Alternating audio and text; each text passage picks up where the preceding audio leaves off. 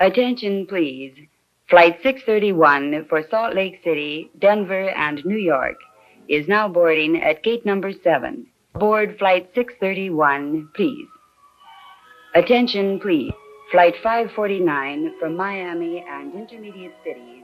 Now Down to Boston, over to El Paso, into Chicago, out to Portland, Oregon. 9½ hours from coast to coast. 4½ hours from Jackson, Mississippi to Detroit, Michigan. North, south, east, west. There are 27 scheduled airlines.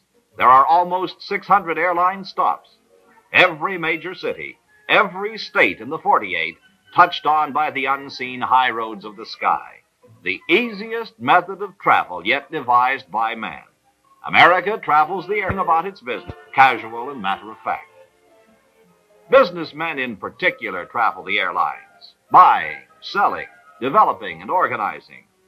The man with the briefcase, weaving the pattern of American business, carrying contracts and plans and specifications, breaking bottlenecks, meeting deadlines. The American businessman, transferring from airliner to air taxi, from one airplane to another, flying on to smaller towns, to plants and mines and mills, using the air taxi as the quickest and most efficient means of reaching his destination. Air taxis are convenient. Privately owned and operated, they are comfortable airplanes piloted by experienced and able men. There are more than 1,500 such operators licensed to carry people and property. Air transportation is their business. Ground transportation is also being provided for by many airport operators. Transportation after arrival has been a major problem. No one has realized this more clearly than the men who manage the airports. They're finding ways to meet the problem. One answer is the airport courtesy car. These cars are owned and maintained by the airport. They are furnished at a low charge and as a customer service to out-of-town people.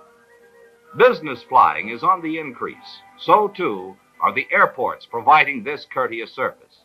To the flying businessman, the airport courtesy car is important.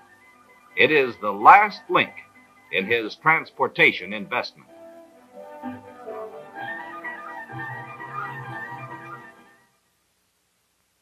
American business firms have more airplanes and do more flying than any other group in the world. Both civil type and military type airplanes have been converted into flying offices.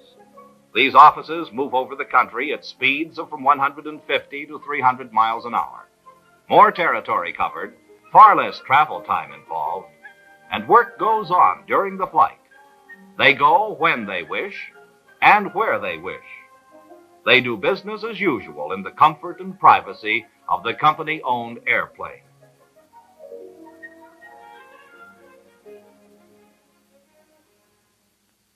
There are aircraft companies that specialize in designing executive airplanes. They are planned with an eye to comfort as well as efficiency, as carefully planned for privacy and livability as any home. They are designed to fit the needs of the owner, often with a living room area, built-in television, planters. Large picture windows are popular.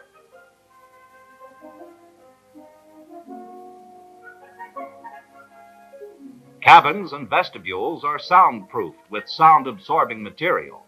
Tables and furnishings are specially designed. There is often an air-to-ground telephone. This company vice president flies at 12,000 feet elevation in a corporation-owned Martin B-26 conversion. He travels at 300 miles per hour in a soundproof, pressurized cabin capable of accommodating 16 people. Since many business flights are made at night, these airplanes are equipped for relaxation as well as work.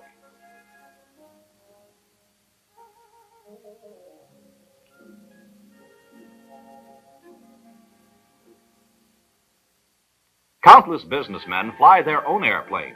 The majority of airplane owners are over 40 years of age.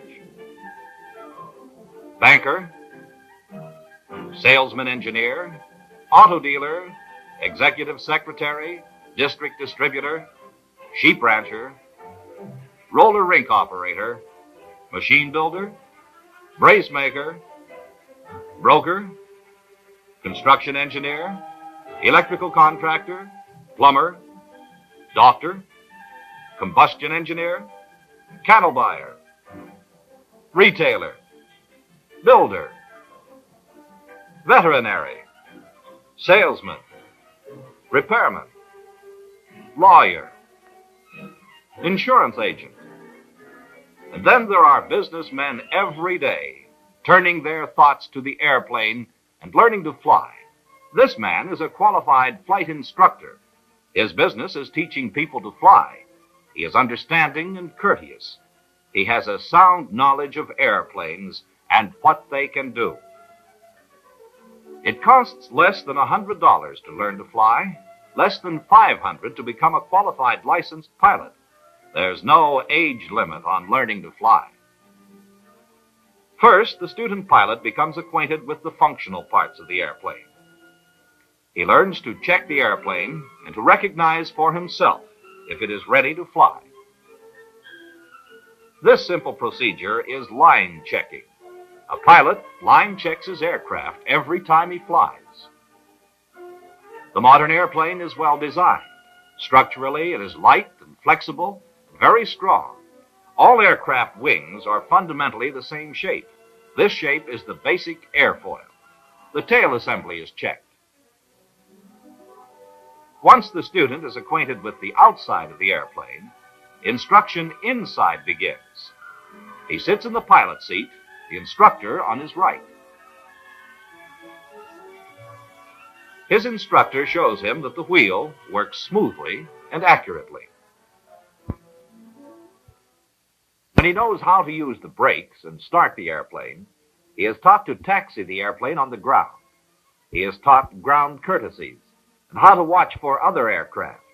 Taxiing develops control which is later used on takeoff and landing. The same day, they fly. They stop at the end of the runway, brakes are set, gas is checked. The throttle is opened, and the engine power is checked on each ignition system individually. The carburetor heat is checked by turning it on and off. The throttle is closed to the idling position. This is the engine check. Now the student sees that the airplane's controls move freely and easily. First, the aileron action. Then the wheel forward and back for the elevator. Rudder pedals in and out for the rudder fin. Line check, engine check, and control check are performed before every flight. The instructor releases the brakes, opens the throttle, and as the airplane takes off, dual instruction begins. With the rudder, the airplane is kept from turning. After it has gained speed, the elevator is brought up, and the airplane takes off. The airplane is equipped with dual controls, and the student can easily follow the movements of it. He is shown one simple maneuver at a time, and then is allowed to practice it. By this method, he learns to fly the airplane exactly where he wants it to go. With less than 5 hours of dual instruction, the average person will handle the airplane in a confident manner. Before a student is allowed to solo, he must be proficient at takeoff and landing. He is taught air courtesy and to fly a good pattern around the airport. He practices many spot landings. By the time he has had 10 hours of dual instruction, he can land and take off with confidence, without help or advice from his instructor. Before a student solos, he must know the basic civil air regulations governing air traffic.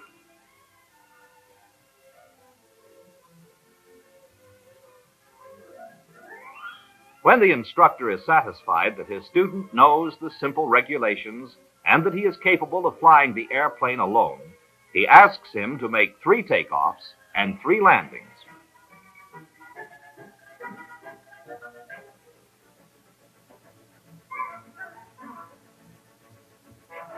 On his first solo flight, the student is required to put into use all that he has learned. He has been taught to watch for other aircraft, He has been taught to make a proper final approach. He knows how to keep the proper airspeed, control wheel forward for more airspeed and wheel back for less. As he approaches the runway, he slows down. And as the airplane touches the ground, the control wheel is all the way back. After 40 hours of mixed dual and solo flying, he passes the regulation flight check. He takes a written examination which assures that he understands the basic principles of map reading, weather, and flight. His instructor checks him out in other airplanes. Now, a qualified licensed pilot, the businessman is interested in finding the specific airplane that will meet his needs. His hours in the air while learning to fly and while taking his cross-country flight instruction have been planned to do double duty. Each flight has been a business trip. His travel time has been cut 80%. He knows exactly how airplane ownership will benefit him. American aircraft designers and manufacturers are developing new airplanes. The Aero Car, both ground vehicle and airplane.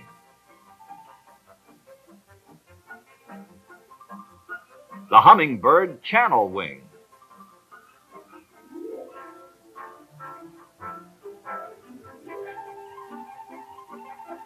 "90% of all airplane owners pilot their own airplanes.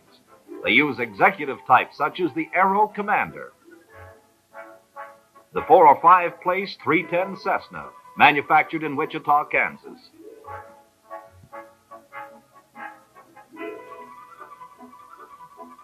The 6 place Bonanza, also manufactured in Wichita. They use the popular 4 place Bonanza.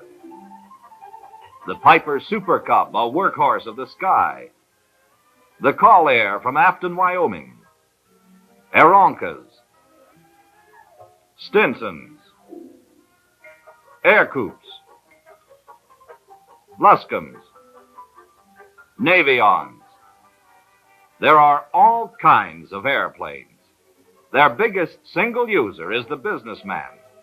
The economics of time and travel have made them a vital part of America's life.